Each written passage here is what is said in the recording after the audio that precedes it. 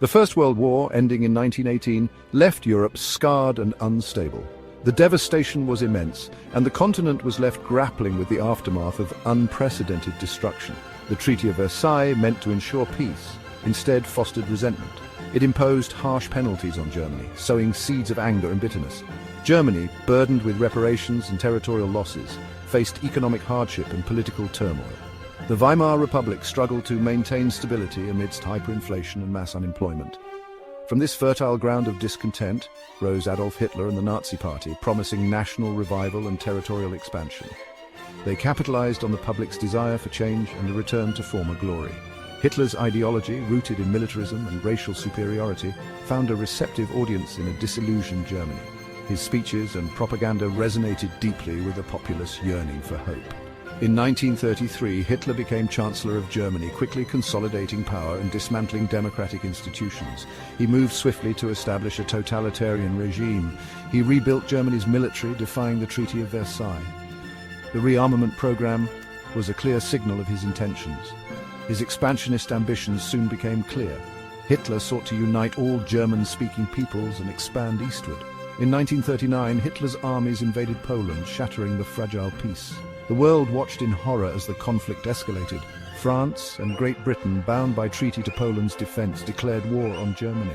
The alliances formed in the aftermath of World War I were now being tested. World War II had begun. The world was once again plunged into a devastating conflict that would reshape history. Germany unleashed its Blitzkrieg, or Lightning War, on Europe. This new military doctrine relied on speed, surprise, and overwhelming force, utilizing tanks and aircraft in a coordinated assault. Poland fell swiftly, followed by Denmark, Norway, the Netherlands, Belgium, and finally France. By the summer of 1940, Germany dominated continental Europe. Only Great Britain, under the defiant leadership of Winston Churchill, remained unconquered. The Battle of Britain, an aerial campaign fought in the skies above England, saw the Royal Air Force valiantly defend against the Luftwaffe, Germany's air force. Hitler's planned invasion of Britain, Operation Sea Lion, was ultimately abandoned. The war entered a new phase, with Germany bogged down in a stalemate against British resilience. The conflict soon spread beyond Europe. In Asia, Japan, driven by imperial ambitions, had been waging war against China since 1937. In December 1941, Japan launched a surprise attack on Pearl Harbor, Hawaii, bringing the United States into the war. The world divided into two main alliances: the Axis powers led by Germany, Italy, and Japan, and the Allies led by Great Britain, the United States, and the Soviet Union. The war raged across continents, from the deserts of North Africa to the islands of the Pacific. Section 4, turning the tide from D-Day to defeat in Europe. The tide of the war began to turn as the Allied forces launched a series of strategic offensives.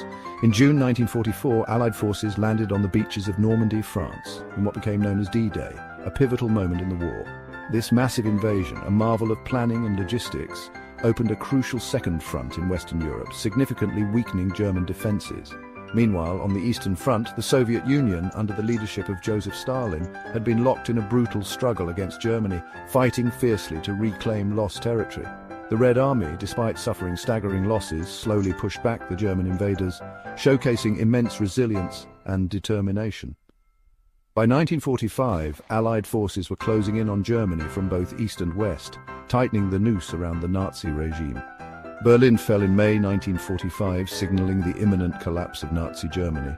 Hitler, facing inevitable defeat, committed suicide in his bunker, leaving his followers in disarray. On May 8, 1945, Germany formally surrendered, marking victory in Europe, or VE Day, and bringing an end to the war in Europe. Section 5. Victory and Aftermath. A world transformed. The war in the Pacific continued for several more months, even after the European front had quieted down. The United States, facing a determined Japanese enemy, engaged in a series of costly island-hopping campaigns. These battles were fierce and brutal, with both sides suffering heavy casualties. In August 1945, the United States dropped atomic bombs on the Japanese cities of Hiroshima and Nagasaki, unleashing unprecedented destruction. The sheer scale of the devastation was unlike anything the world had ever seen. On August 15, 1945, Japan surrendered, bringing World War II to an end. The celebrations that followed were filled with relief and joy, but also a somber recognition of the immense cost of the conflict. The world emerged from the conflict forever changed. Cities lay in ruins, economies were shattered, and the social fabric of many nations was torn apart. Millions lay dead, both soldiers and civilians. The human cost of the war was staggering, with entire generations affected by the loss. The horrors of the Holocaust, the systematic genocide of Jews and other minorities by the Nazi regime, shocked the world. The liberation of the concentration camps revealed the full extent of the atrocities. The war reshaped the geopolitical landscape, leading to the rise of the United States and the Soviet Union as superpowers. These two nations would dominate global politics for the next several decades. The seeds of the Cold War, a new era of ideological conflict, were sown. This period would be marked by a tense standoff and an arms race between the two superpowers. The United Nations was formed in the war's aftermath, a testament to the global desire for lasting peace. It represented a collective hope that such a devastating conflict would never happen again.